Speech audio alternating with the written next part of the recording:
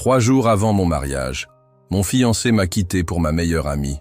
J'étais anéanti, mais j'ai rapidement transformé ma douleur en vengeance. Le soleil printanier filtrait à travers les grandes fenêtres du café où j'attendais, nerveusement, regardant l'heure d'un air inquiet. 3 jours avant le grand jour, et Guillaume avait insisté pour me voir d'urgence.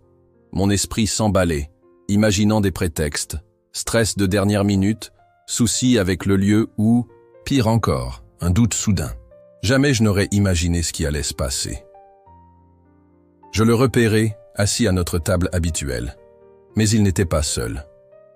Jeanne, ma copine de fac et celle qui m'avait aidé à choisir ma robe de mariée il y a quelques semaines, était installée à ses côtés, jouant nerveusement avec ses doigts sur la table. Leur visage en disait long. Guillaume ne daignait même pas me regarder, tandis que Jeanne semblait sur le point d'exploser de l'émotion. « Qu'est-ce qui se passe ?» demandai-je d'un ton détaché, malgré le nœud qui se formait dans ma gorge. Guillaume baissa la voix et après un long soupir, murmura « Camille, il faut qu'on parle. Je ne sais pas trop comment te dire ça. »« Vas-y, dis-moi, » répliquai-je, ma voix étonnamment ferme malgré l'orage intérieur. Il prit une profonde inspiration. « Je ne peux pas t'épouser samedi prochain. » Le café continuait de bruire d'activité, mais pour moi, le temps s'était figé. Les conversations devinrent un murmure lointain pendant que je le fixais, attendant, incrédule, le point final d'une plaisanterie qui n'arrivait pas. « Quoi ? Comment ça ?» m'étonnai-je. Guillaume tendit la main vers Jeanne, un geste si familier qu'il me fit tourner le cœur au mauvais endroit. Jeanne et moi, on est tombés amoureux. « Ça s'est fait sans qu'on y pense, Camille », dit-il d'une voix chargée de culpabilité. Les larmes aux yeux, Jeanne leva le regard. « Je suis désolé, Camille. On a essayé de résister, mais... »« Essayer de résister ?» répétai-je, le ton vide. Mon fiancé est ma meilleure amie. Quelle ironie. Je me levai brusquement, ma chaise raclant le sol avec fracas. Les regards se tournèrent vers moi, mais je m'en fichais. L'anneau de fiançailles brûlait littéralement à mon doigt, tandis que je le retirais délicatement et le déposais sur la table. « Camille, s'il te plaît, » intervint Guillaume, en tendant la main. Mais je m'éloignais sans un mot, me glissant dans le soleil printanier qui me semblait soudain cruel. La douleur était insupportable, mais quelque chose de sombre et de résolu commençait à germer en moi.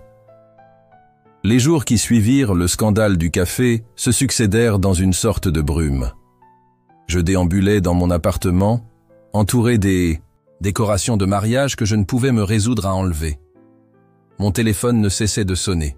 Amis inquiets, parents déjà en train de réserver leurs billets, et la wedding planner demandant quoi faire des fleurs.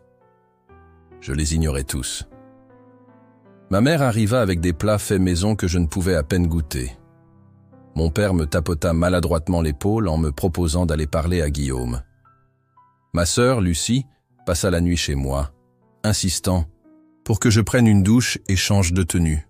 « Tu dois manger quelque chose », me dit-elle en me poussant une assiette. « Te priver ne résoudra rien. »« Rien ne pourra arranger ça », murmurai-je, tout en grignotant malgré moi. Lucie parcourait son téléphone du regard et soupira. Émilie a appelé. Elle a croisé le cousin de Guillaume au supermarché. Apparemment, ils vont quand même partir en lune de miel ensemble. Mon fourchette dérapa sur l'assiette. « Comment ?» dis-je, incrédule. « Exactement. La réservation de ce somptueux hôtel sur la Côte d'Azur. Guillaume et Jeanne ont gardé la réservation. C'est dégoûtant, non ? Quelque chose ?» En moi s'enflamma. Cet hôtel avait toujours été mon rêve, pas celui de Guillaume. J'avais passé des heures à imaginer un bungalow sur l'eau, des séances de yoga au lever du soleil et des plongées dans des eaux cristallines. Et maintenant, c'était Jeanne qui en profiterait à ma place. Cette nuit-là, seul dans mon lit, je n'arrivais pas à dormir. L'image d'eux profitant de ce qui aurait dû être ma lune de miel faisait bouillonner ma colère. C'est... Alors que je me rappelais quelque chose que Jeanne ignorait. Guillaume m'avait déjà trompé, à plusieurs reprises. Je l'avais surpris en voyant des messages à une collègue à peine 6 mois après le début de notre relation, puis avec une coach sportive. Il avait supplié le pardon, promis de changer, et moi, bête comme je fus, je l'avais cru. Je décidai alors qu'il était temps d'agir. La tristesse avait laissé place à une détermination aiguisée. Je ne verserais plus de larmes pour eux. J'allais transformer leur lune de miel parfaite en un véritable cauchemar. Il ne me fallait que des preuves des infidélités passées de Guillaume. Et je savais exactement où chercher. Cette même nuit, armé d'une étrange détermination et d'un verre de vin bon marché, je me mis au travail. Guillaume et moi avions partagé nos mots de passe dès le début de notre relation. Un geste de confiance qui, à présent, me jouait en faveur. Le mot de passe de son courrier électronique était « Encore la date de notre anniversaire », un détail tendre qui allait m'être utile. Face à l'écran de mon ordinateur, dans l'obscurité, je fouillais dans des années de messages, d'anciens albums photos et de dossiers cachés. Guillaume n'était pas très calé en informatique, ce qui facilitait grandement ma mission. J'obtins les preuves que je cherchais plus vite que je ne l'aurais imaginé. J'y découvris des dizaines de messages coquins avec Sophie du service comptable. Des textos qui allaient bien au-delà de simples échanges professionnels. Des photos d'un soi-disant voyage d'affaires à Lyon, où Guillaume était entouré d'une blonde inconnue, et même des captures d'écran d'applications de rencontres qu'il avait utilisées pendant une pause dans notre relation, malgré notre accord de ne voir personne d'autre. « Jackpot !» murmurai-je en téléchargeant tout dans un dossier intitulé « La vérité ». La preuve la plus accablante venait de son espace de stockage en ligne. Guillaume y avait enregistré des photos intimes d'au moins 3 femmes différentes, toutes datées durant notre relation. Mon estomac se noua en les voyant, mais je restais méthodique dans ma collecte de preuves. Au petit matin, malgré mes yeux irrités, je disposais d'un dossier complet qui exposait le schéma de trahison de Guillaume. Ce n'était pas un simple faux pas, c'était sa véritable nature. En savourant mon café du matin, une idée germa en moi. Et si je n'envoyais pas seulement ce fichier? Et si je le remettais en main propre? L'idée de voir leur visage se décomposer devant l'effondrement de leur monde parfait m'obsédait. Je me connectais de nouveau et réservais un vol pour Nice. Les prix étaient exorbitants à la dernière minute, mais je m'en fichais. J'avais mis de l'argent de côté pour acheter une maison avec Guillaume, une somme qui allait désormais servir à un tout autre dessein.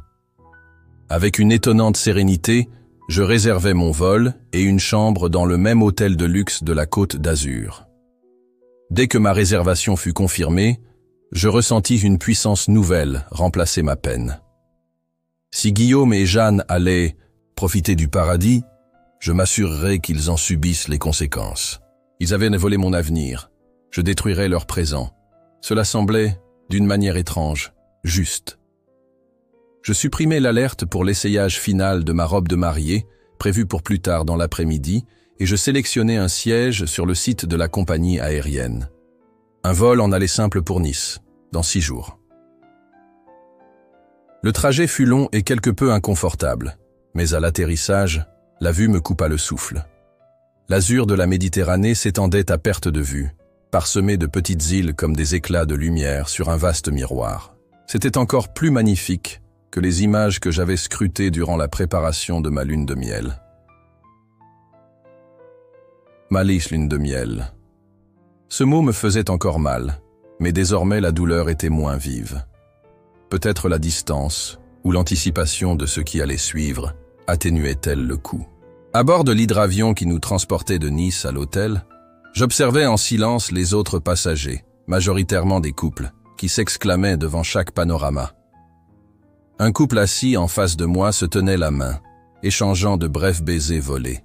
Je détournai le regard. En débarquant sur le quai en bois, le pilote me lança d'un ton complice. Première fois sur la Côte d'Azur. Oui, répondis-je en plissant les yeux contre l'éclat du soleil. C'était censé être ma lune de miel. D'un sourire compréhensif, il ne chercha pas à en savoir plus. Le personnel de l'hôtel nous accueillit avec des serviettes fraîches et des verres de limonade, nous conduisant ensuite en voiturette jusqu'à nos bungalows.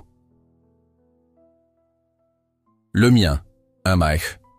Bungalow sur l'eau, se trouvait au bout du quai, plus onéreux certes, mais idéal pour une intimité préservée.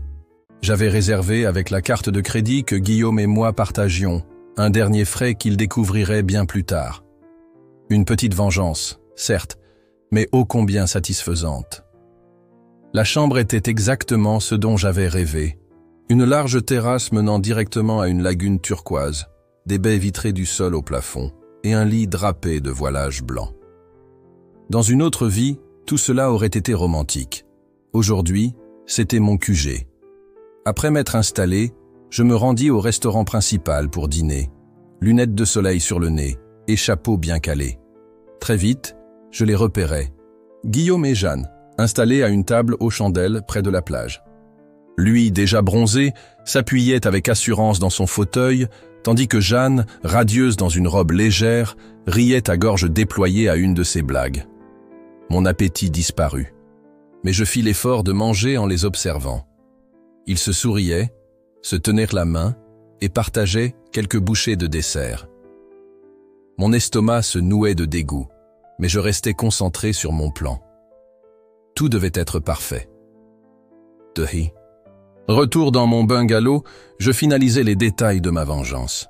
Au 3e jour, quand leur lune de miel serait à son comble, je remettrais mon ultime coup de théâtre. Jusque-là, je profiterais de l'île, consciente que leur rêve allait se transformer en cauchemar. Pendant 2 jours, je vécus une double vie. Le jour, j'explorais la région.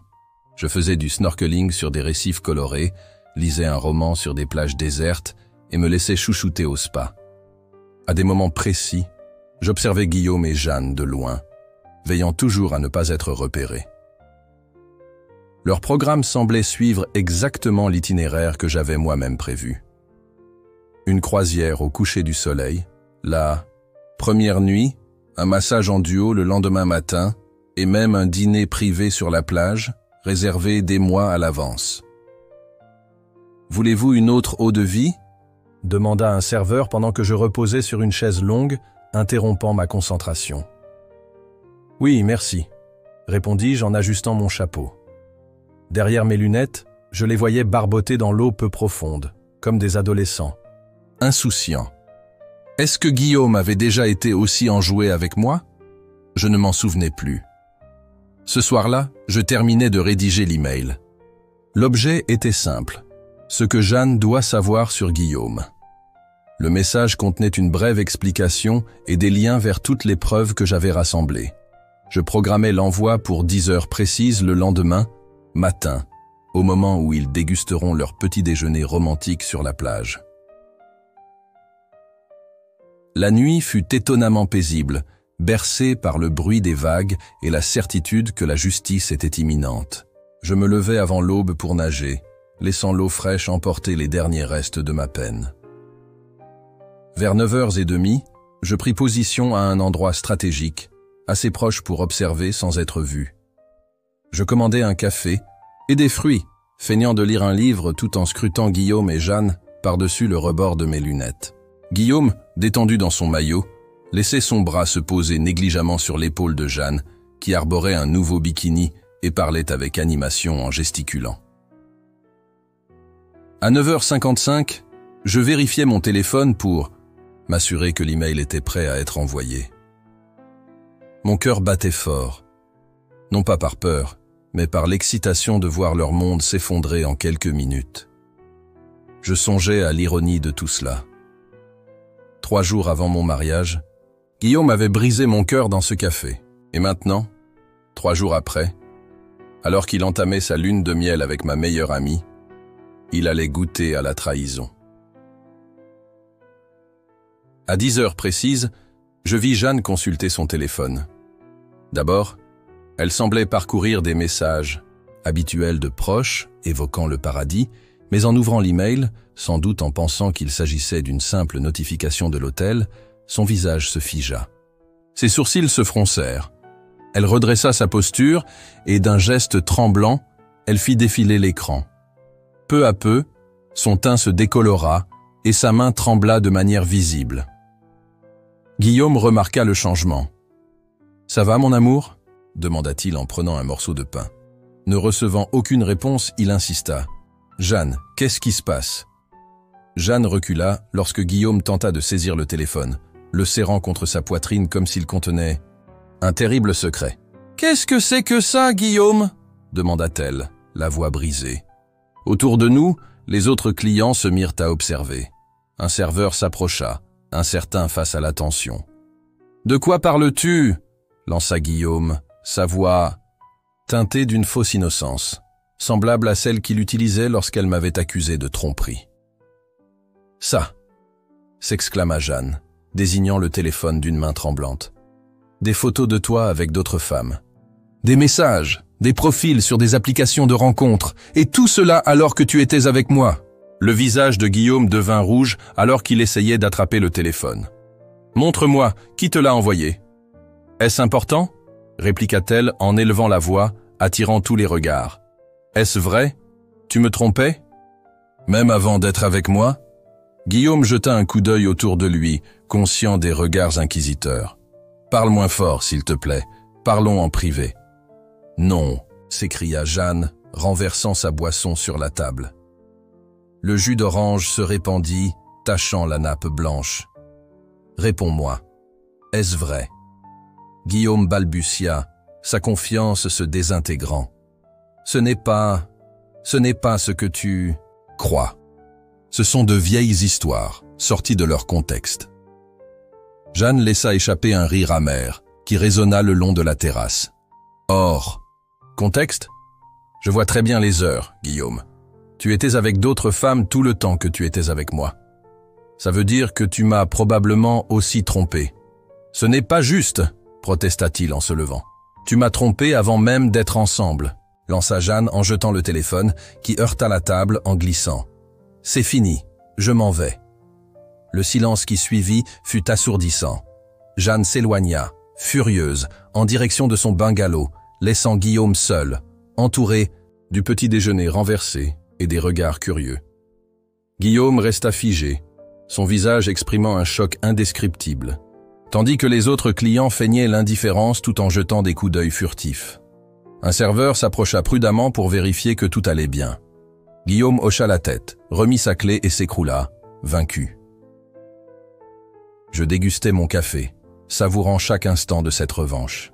Mes mains ne tremblaient pas. Une étrange sérénité m'envahissait. Voilà ce qu'était la justice. Désordonnée, imparfaite, mais terriblement satisfaisante.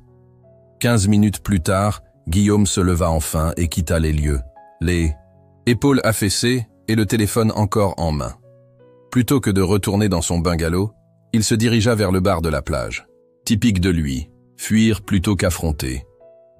Je décidai alors qu'il était temps de conclure mon plan. Je payai l'addition et choisis exprès un chemin qui me conduirait à lui. Mon cœur battait fort, non par peur, mais par l'anticipation, de ce face-à-face que j'avais répété des centaines de fois dans ma tête. Je m'approchai par derrière, marchant d'un pas assuré près du bar où il se tenait, la posture voûtée. En le croisant du regard, je le fixai distraitement, comme si je le découvrais pour la première fois. Guillaume leva les yeux, ses prunelles rouges et embuées se fixant sur moi. Puis, en me reconnaissant, son visage se remplit d'horreur, sa bouche s'ouvrit, se referma, puis s'ouvrit à nouveau, incapable de formuler un mot. « Camille » balbutia-t-il, presque renversant sa boisson. « Comment es-tu ici ?» Je souris, maîtrisant ma contenance. « Cet hôtel n'est-il pas magnifique? Ça explique pourquoi tu as gardé ta réservation. » Il me regarda, l'évidence se dessinant sur son visage. « C'est de ta faute, ce fameux message. » J'ajustai mes lunettes de soleil. « La vérité fait mal, n'est-ce pas? » « Tu n'avais aucun droit, lança-t-il, la colère supplantant son choc. « Tu as tout gâché. » « Non, Guillaume, c'est toi qui as tout gâché, en me trompant sans cesse. C'est toi qui as fui avec ma meilleure amie 3 jours avant notre mariage, » répondis-je, d'une voix calme et presque douce. Je voulais simplement que Jeanne sache vraiment avec qui elle allait se marier. Il passa la main dans ses cheveux, un geste nerveux que j'avais un jour trouvé attendrissant. « Camille, s'il te plaît, on peut en parler. »« Il n'y a rien à dire, » répliquai-je en reculant vers la porte, la main posée dessus. Profite de ta lune de miel, Guillaume.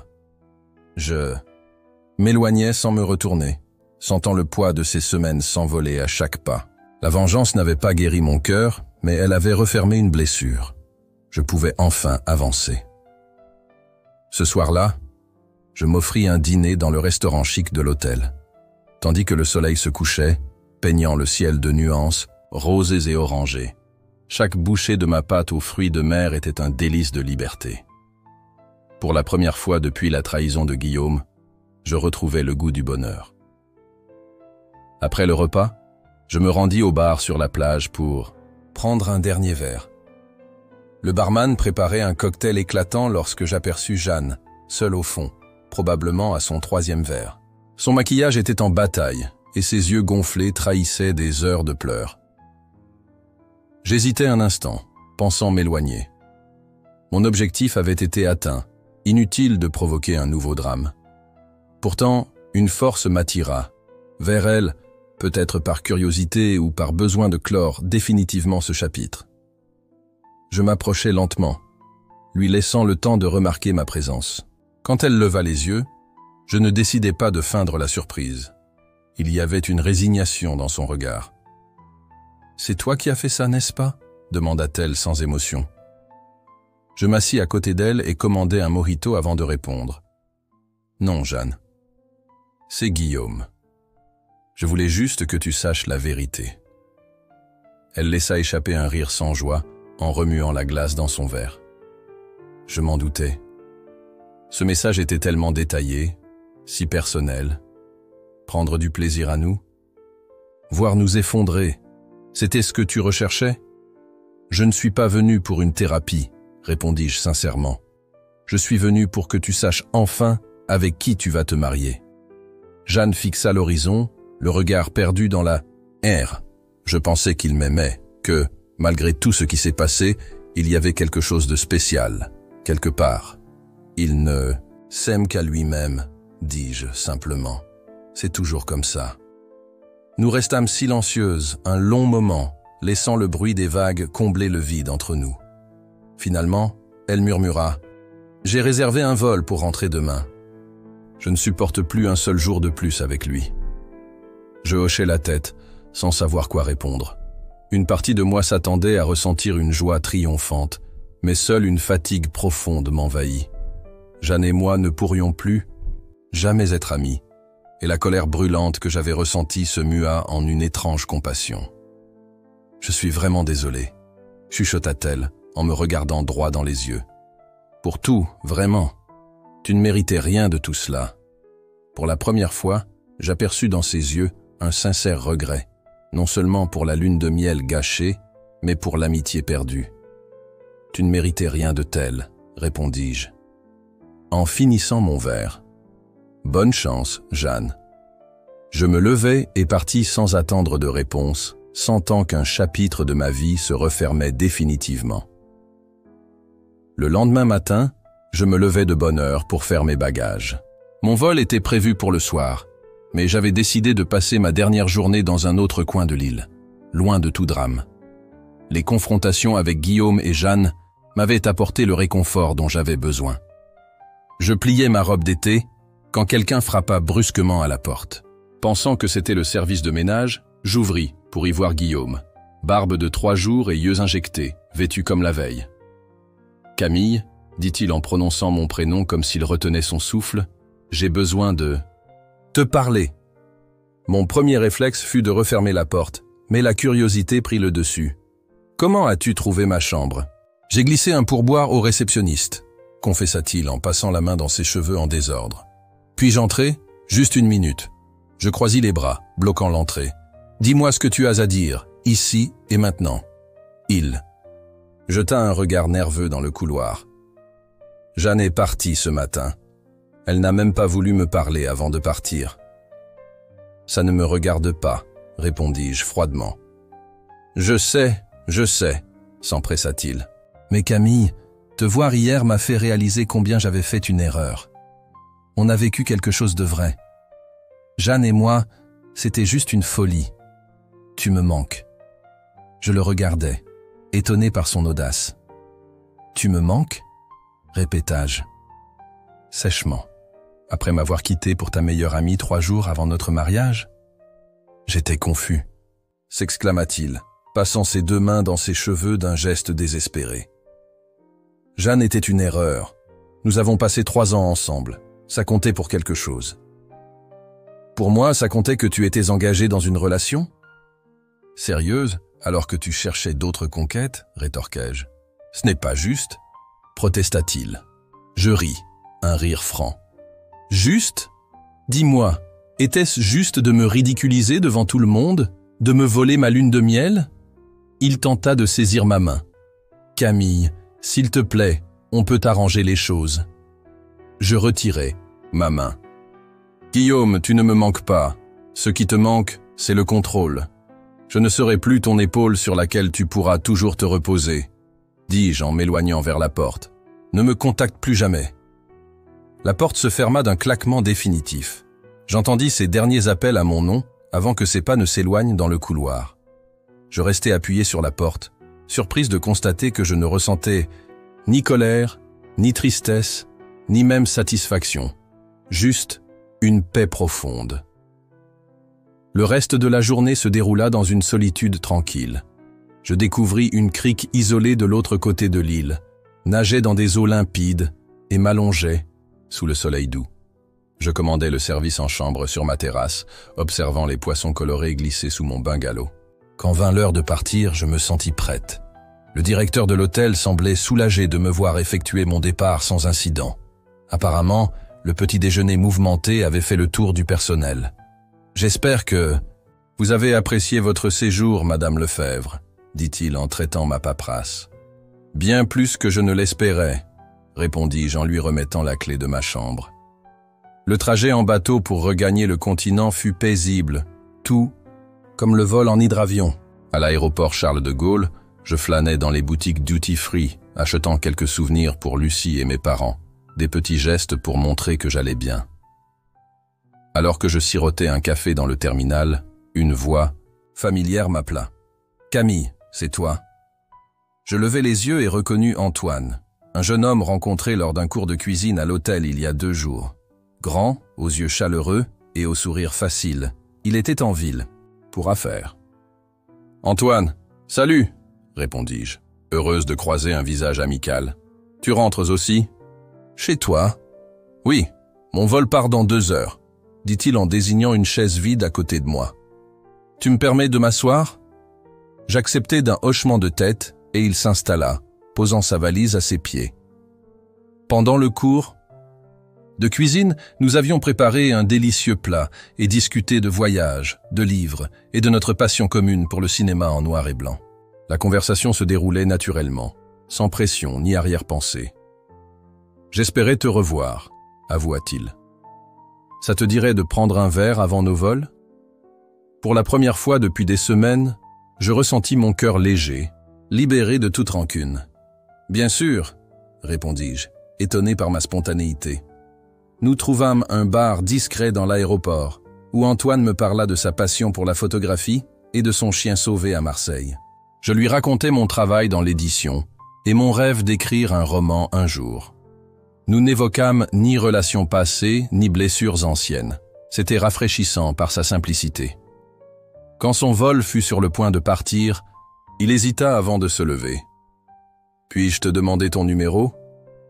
Il m'arrive de voyager à Paris pour le travail. » Je souris et, prenant mon téléphone, lui inscrivis mon numéro, réalisant combien j'avais hâte de revoir ses yeux doux. Ce n'était pas le début d'une nouvelle histoire d'amour. Pas encore du tout.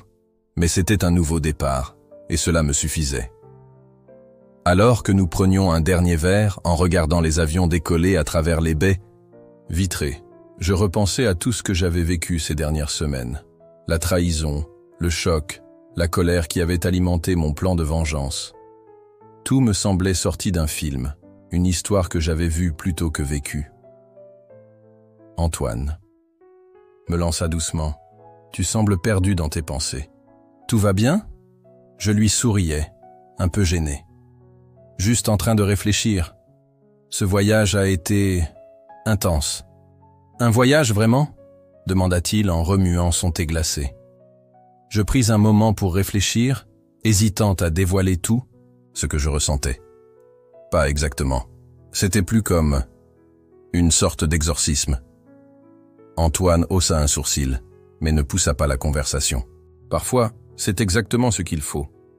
Son acceptation fut réconfortante, sans jugement ni tentative maladroite de changer de sujet, simplement la reconnaissance que la vie peut se compliquer. Je suis venu affronter quelqu'un qui m'a blessé, expliquai-je. Et maintenant que je l'ai fait, je ne sais plus vraiment ce que je ressens. Satisfait, soulagé, encore en colère, proposa-t-il. Aucune de ces réponses, dis-je, réalisant la vérité en moi. Je pensais avoir besoin de vengeance pour avancer, mais en fait, je voulais juste me prouver que je pouvais me défendre. Antoine acquiesça pensivement. L'amour de soi est essentiel. Absolument, répondis-je, reconnaissante de sa simplicité. Nous discutâmes pendant une bonne heure, alternant entre sujets sérieux et légers. Il me montra quelques clichés d'une expo photo à venir, et je lui contai les histoires les plus étranges que j'avais rencontrées dans mon travail. « Tu sais ce que tu veux? Comment commentes-tu » dit-il, alors que notre conversation touchait à sa fin. Je songeais à ces mots, me rappelant combien j'avais été perdue après la trahison de Guillaume et combien je me sentais différente désormais. Avant, je ne savais pas, admis-je. Mais maintenant, oui, je sais. Et c'était vrai. Pour la première fois depuis des années, je ne me définissais plus par ce que les autres attendèrent de moi, ni de Guillaume, ni de Jeanne, ni même de ma famille. Je faisais des choix basés sur mes désirs et mes besoins. En nous disant au revoir dans la zone d'embarquement, je compris que, qu'importe si je revoyais Antoine ou non, ce moment marquait un tournant important. Il y a quelques semaines, je pensais que Guillaume et Jeanne avaient détruit mon avenir. Maintenant, je réalisais qu'ils n'avaient fait que le détourner vers quelque chose de potentiellement meilleur. 6 mois plus tard, je me trouvais sur une terrasse à Paris, regardant le soleil se coucher sur la ville lumière. Ma vie avait changé de manière que je n'aurais jamais pu imaginer au moment d'embarquer pour Nice. « Qu'est-ce que tu en penses » demanda Antoine en m'offrant un verre de vin. Je souris en acceptant. Je réfléchis juste à la façon dont tout semble différent maintenant, par rapport à l'an passé. Antoine et moi étions restés en contact depuis notre rencontre à l'aéroport. Ce qui avait commencé par quelques textos s'était transformé en appels vidéo, puis en rencontre de week-end quand il venait à Paris pour le travail. Il y a 3 mois, nous avions officiellement commencé à sortir ensemble. Ce n'était pas le coup de foudre explosif que j'avais connu avec Guillaume, mais c'était bien plus stable et sincère. Mieux, différent ou carrément mieux, demanda-t-il, appuyé contre la rambarde. Carrément mieux, répondis-je. Ce matin, on m'a confirmé la publication de mon livre. Ses yeux s'illuminèrent. « Camille, c'est incroyable. Pourquoi ne me l'as-tu pas dit plus tôt ?» Je ris. Je voulais te le dire en personne. Regarde cette réaction authentique, comme celle d'Antoine. Il me serra dans ses bras, me soulevant légèrement. « Je suis tellement fier de toi. Devenir auteur. » J'avais toujours su que tu y arriverais. Le livre avait commencé comme une thérapie, un journal sur la trahison et la reconstruction, pour finalement se transformer en un roman sur une femme qui se redécouvre après une perte. Ce n'était pas exactement mon histoire, mais elle en était inspirée. Je reçus un message de ma sœur Lucie. Je viens de voir Guillaume dans le restaurant préféré de papa, avec une nouvelle fille. Il a demandé après toi. Il y a 1 an, ce message m'aurait anéanti. Il y a 6 mois, il m'aurait rempli de colère. Maintenant, il ne m'inspirait qu'une curiosité lointaine. « Tout va bien ?» demanda Antoine, en voyant mon expression. « Oui », répondis-je en rangeant mon téléphone sans un mot. « C'est juste Lucie qui est Lucie. » Plus tard, alors qu'Antoine me ramenait à mon appartement, je repensais à tout ce qui avait changé. Guillaume et Jeanne avaient disparu de mes réseaux sociaux depuis des mois. Des amis m'avaient confié qu'ils s'étaient séparés peu après leur retour de l'hôtel. Jeanne avait déménagé à Lyon et Guillaume, lui, avait multiplié les relations. Mais cela n'avait plus d'importance. Mon appartement m'accueillit avec le parfum. Familier des bougies à la lavande, cadeau d'Antoine pour mon anniversaire. Le lieu avait un air nouveau. J'avais redécoré, effaçant les derniers vestiges de la vie que j'avais imaginée avec Guillaume. Meubles neufs, tableaux modernes et une énergie renouvelée. « Tu as envie de regarder ce film dont on parlait ?» proposa Antoine en retirant son manteau. Je souris, l'observant se mouvoir avec naturel dans mon espace. En fait, je pensais qu'on pourrait fêter vraiment la publication de mon livre. Entre rires et discussions tardives, je compris quelque chose d'essentiel. Il y a quelques mois, j'avais traversé le monde en quête de vengeance, croyant que cela guérirait mon cœur brisé. Mais la véritable guérison ne vint pas en voyant le monde de Guillaume et Jeanne s'écrouler. Elle vint en reconstruisant ma vie à ma manière. Guillaume et Jeanne avaient détruit mes projets de mariage, mais ils ne m'avaient pas détruite. Je n'avais plus besoin de vengeance ni de validation. J'avais trouvé quelque chose de bien plus précieux, moi-même. Et en tenant la main d'Antoine, planifiant notre prochaine aventure, je réalisais que la meilleure revanche n'était pas de ruiner leur lune de miel, mais de comprendre que, finalement, j'étais véritablement heureuse.